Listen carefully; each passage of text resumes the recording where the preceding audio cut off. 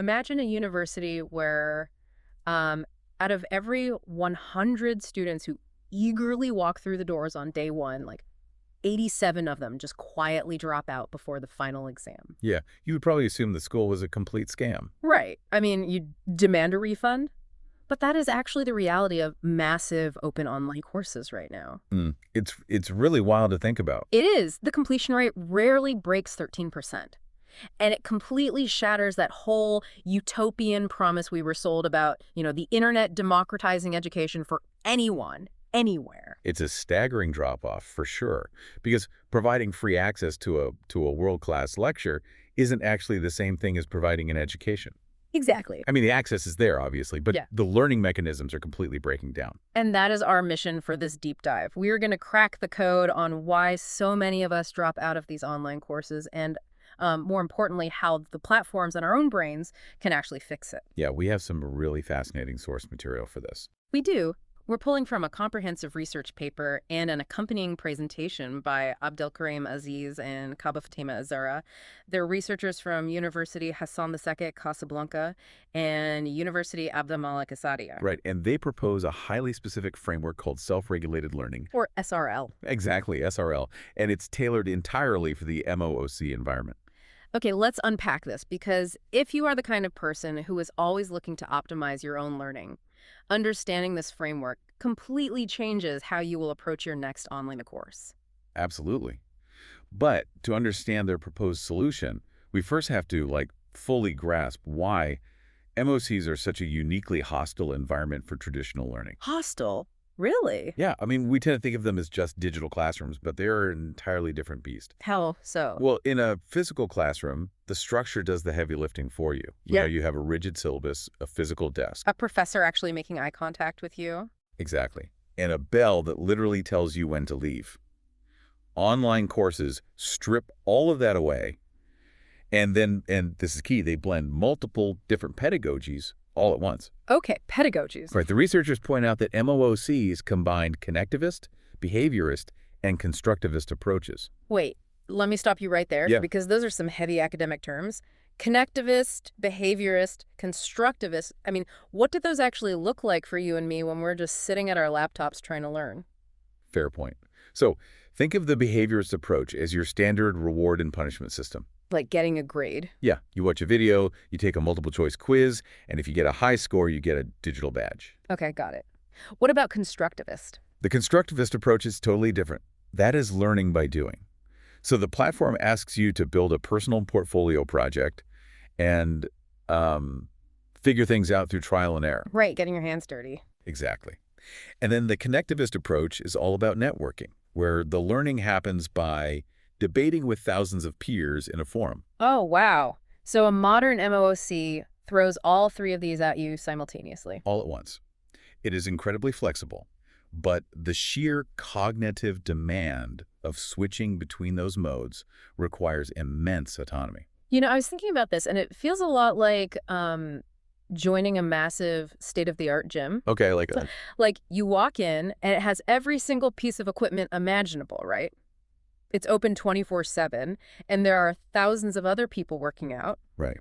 But there are absolutely no personal trainers. There are no scheduled classes. It's just you and the machines. Exactly. If you don't already know how to build a workout plan, and if you don't know how to hold yourself accountable to actually do the reps, you're just going to wander around, maybe try the treadmill for 5 minutes, Get intimidated by the complicated cable machines. and eventually just cancel your membership. What's fascinating here is how perfectly that physical analogy maps to the researcher's psychological framework. Oh, really? Yeah, the ability to build that workout plan, execute it, and adjust it when you get tired. That is self-regulated learning. The SRL we mentioned earlier. Precisely.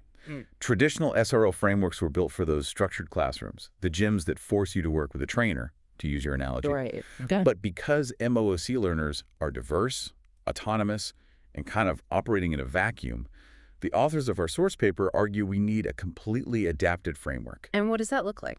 It's built on 3 continuous stages: plan, monitor, and adapt. Plan, monitor, adapt. Okay, so we have the blueprint. Let's zoom in on the actual mechanics of the learner's mind here. Okay, let's do it. Because what psychological ingredients are actually required to pull that off? I'm assuming it takes more than just, setting a Google Calendar reminder to watch a lecture. Oh, much more. The research breaks a successful self-regulated learner down into 3 core pillars. Okay, what's pillar one? The first pillar is metacognitive strategies. Metacognitive. Yeah, essentially, this is your brain observing itself. It is thinking about your own thinking. That sounds intense. It is a bit meta. The researchers divide this into metacognitive knowledge, which is knowing the what and the why of the subject, and metacognitive regulation, which is the how. Like how you actually do the work. Exactly. Mm. How are you actually implementing a solution? Are you organizing your notes in a way that makes sense? Are you self-testing? I see. Are you recognizing when a concept just isn't landing and you actually need to rewind the video? So it's the difference between, like, letting a video play while you mindlessly scroll on your phone on the couch versus actively pausing to make sure you actually understood the last sentence. Precisely. You are acting as your own quality control. Right. Okay, so that's pillar one. What's the second pillar? The second pillar is motivation and goal setting. This is the internal fire. Did you drive? Yeah, and the research notes that true motivation in this context is deeply influenced by a human need for control and natural curiosity. It's the intrinsic drive that makes you want to master a subject because you genuinely value the outcome, not just because, like, an employer told you to get a certificate. Okay, so I have my metacognitive strategies, meaning my brain is organized. Right. And I have my motivation, meaning I really want to learn this. But, and tell me if I'm wrong, people with great organization and high motivation still drop out in week 3 when the material gets brutal. They absolutely do. So what is the missing psychological ingredient? The third pillar, self-efficacy. Self-efficacy. Yeah, this is your internal belief in your own capability to execute a specific task.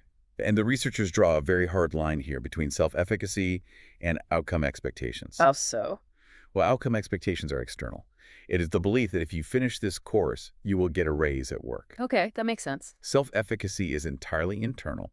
It's the deeply held belief that you actually possess the intellectual and behavioral chops to understand the complex material in front of you. Wow, okay. And the data here is, while self-efficacy alone accounts for roughly 25% of the variance in actual student performance. Wait, let me push back on this because I want to make sure this is incredibly clear for you, the listener. Sure. Isn't believing you can do something, which you're calling self-efficacy, the exact same thing as wanting to do it, which is motivation?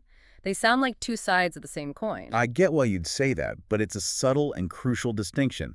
Let's separate them. Okay. Motivation is the engine that gets you to click enroll and watch that first welcome video. You want the knowledge. Right. I'm pumped to start.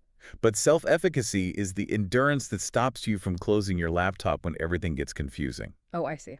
Imagine you are highly motivated to learn a new coding language. You want to build an app. A classic MOOC scenario. Exactly. But in week 3, you hit a massive bug in your code that you literally cannot figure out. And you just stare at the screen. Right. If your self-efficacy is low, your internal narrative becomes, I'm just not smart enough for this, I'm not a math person, and you quit. Yeah, I've been there.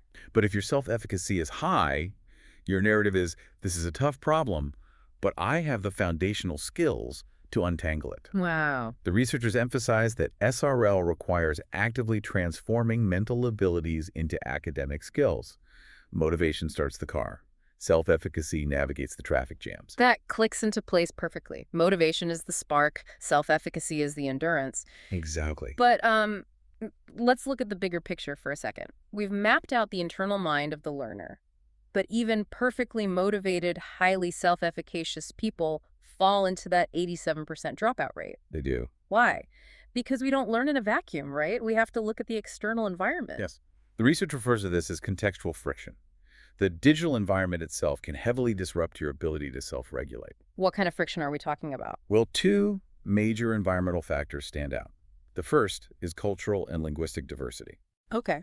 MOOCs attract a global audience, obviously, but the expert-developed courses, like the ones from the massive Western universities, often default to English as the lingua franca.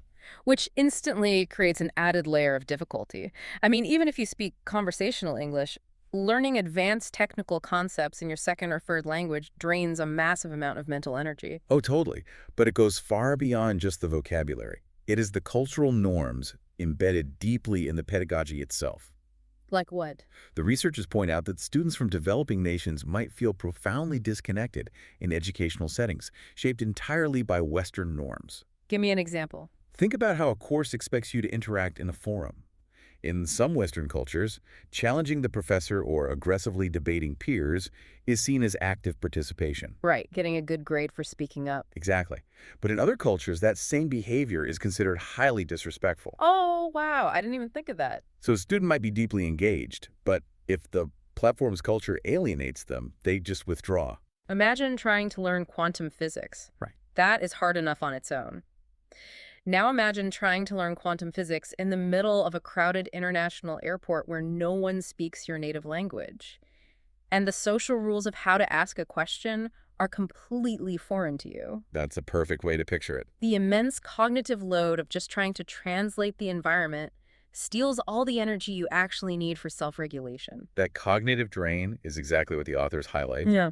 and it leads directly into the second environmental factor, social presence. Social presence, like feeling like you're not alone. Yeah, often ignored in online learning, social presence is the extent to which you feel acknowledged and connected to others. And I'm guessing the data backs this up. Oh yeah, the data shows a direct correlation here. Feeling acknowledged by a peer or an instructor in a digital space correlates directly with higher academic achievement. Because if you feel invisible, it's remarkably easy to just ghost the class. Literally no one will notice if you stop logging in. Exactly. And to understand how platforms handle this, our sources distinguish between XMOCs and CMOCs. Okay, XMOOCs and CMOOCs. Break those down. XMOCs are the traditional models. They are highly structured, centralized, and function mostly as broadcast platforms. Like the instructor speaks, you listen. Right. CMOCs, however, are connectivist. They're decentralized and heavily rely on social networking, peer-to-peer creation, and shared knowledge. Ah, okay. So if an XMOOC doesn't intentionally engineer social presence into its broadcast model, the isolation will crush a learner's ability to self-regulate. Okay, so we have a complete view of Battlefield now. The internal requirements are planning, motivation, and self-efficacy. Yep. And the external barriers are cultural disconnects and social isolation. That's the setup. Well, here's where it gets really interesting, because the solution proposed by these researchers isn't just to tell students to try harder. No, not at all. It is for the platforms themselves to actively bridge this gap. The software isn't just a passive video player anymore. It is watching us back. It really is. The framework moves from abstract theory into active digital design. To support a learner's self-regulation, platforms are building what the authors call adaptive mechanisms. Adaptive mechanisms, how do they do that? To do this, they rely on mixed method research. So they're gathering qualitative data like the sentiment of your forum posts, Right. and massive amounts of quantitative traces. You mean like digital footprints? Everything you do, I mean, Yeah. video viewing times, pause events, login frequencies, the velocity of your mouse movements, Yeah. even how many seconds you spend hesitating on a multiple choice question before finally clicking. That's incredibly granular. It is. By analyzing these traces, the platform can deploy personalization and adaptive tech. It basically aligns the course content with your specific prior knowledge and your real-time behavior. Okay, let's break down the mechanics of that, because I think a lot of people wonder how this actually works. Sure. How does the system differentiate between me pausing a video out of sheer frustration versus me pausing the video to go let my dog out? That is the ultimate challenge for these algorithms. Older machine learning models just looked at basic outcome prediction. Like A equals B. Yeah, they'd say people who pause at the 10-minute mark usually fail the quiz. But the researchers argue for utilizing complex psychological models instead.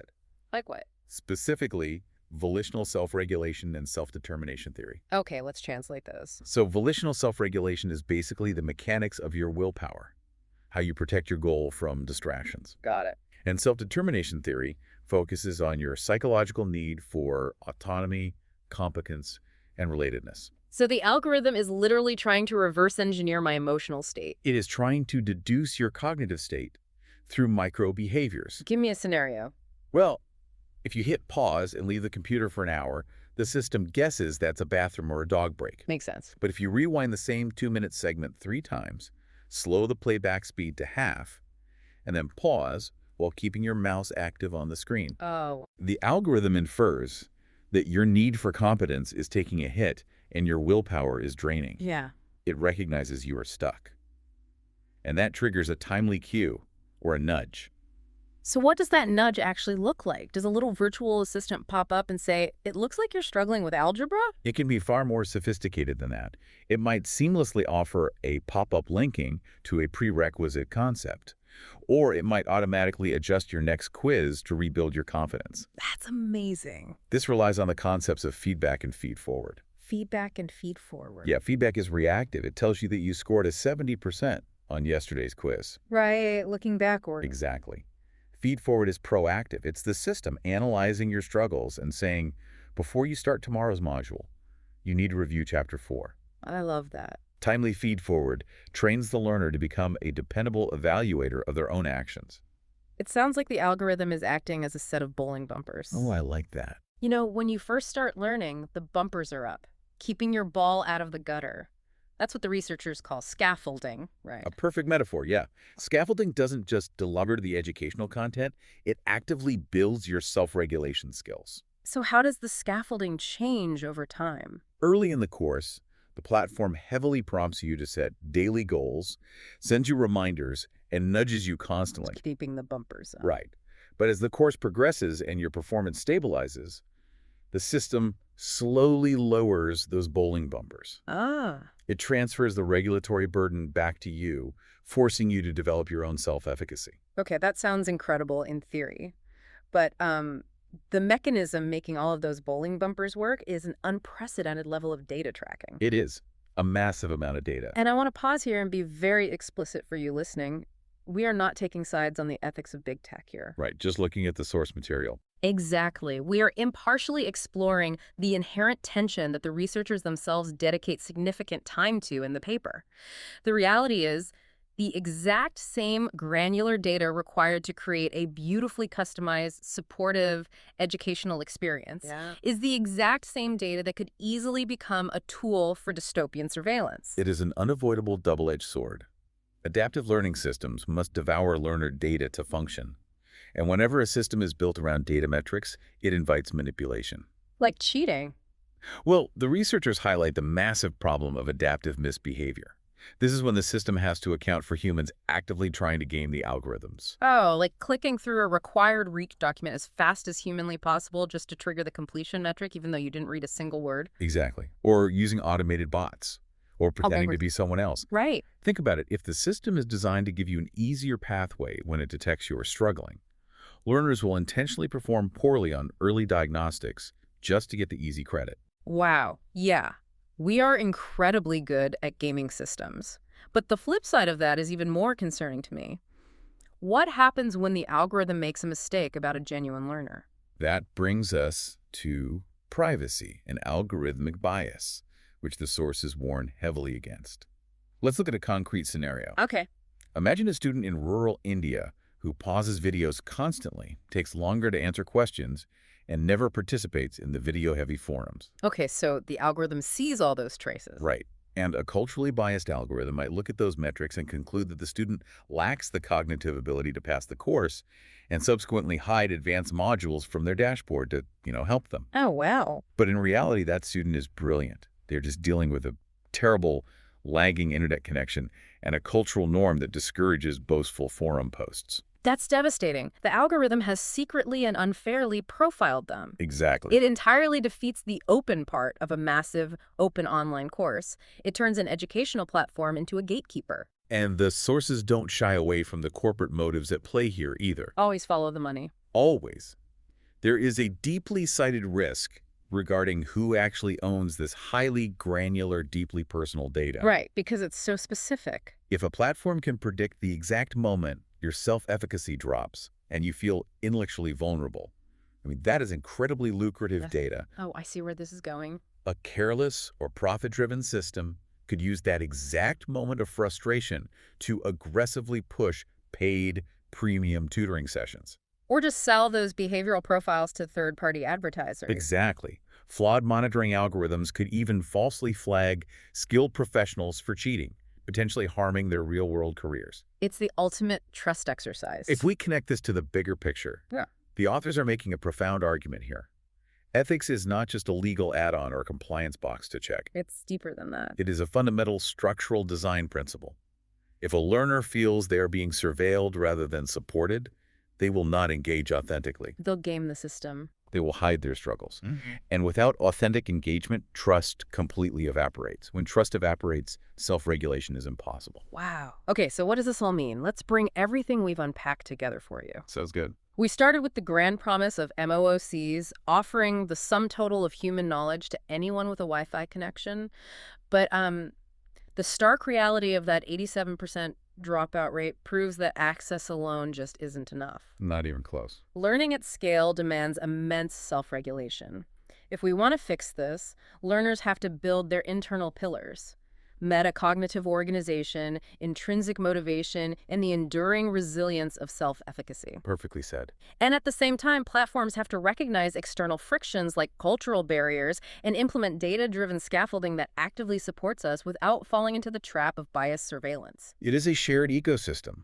The framework proves that the future of online education relies equally on the student's internal drive and the ethical design of the platform's external architecture. So, the next time you open a new tab to learn something complex, whether you're tackling a coding bootcamp, diving into a history lecture, or learning a new language, don't just hit play and zone out. Right, don't just sit there. Actively ask yourself, am I planning my approach, monitoring my understanding, and adapting my strategies, or am I just wandering around the gym without a plan? And that leaves us with one final, very profound question, inspired by the research. Let's hear it. As these adaptive technologies evolve and become virtually indistinguishable from magic, if a MOOC platform becomes perfectly adaptive, using advanced machine learning to predict our every flaw and automatically adjust for every dip in our attention, Yeah. will it actually train us to be better, independent, self-regulated learners? Or will it just act as a permanent set of cognitive training wheels that we never actually take off, Oh, wow. ultimately degrading our ability to regulate ourselves in the real, unstructured world? Now that is a thought to linger on. It is the difference between being taught how to ride the bike and just being strapped to the frame. Exactly. Thank you for joining us on this deep dive. Keep learning, keep planning, and as always, keep questioning everything. See you next time.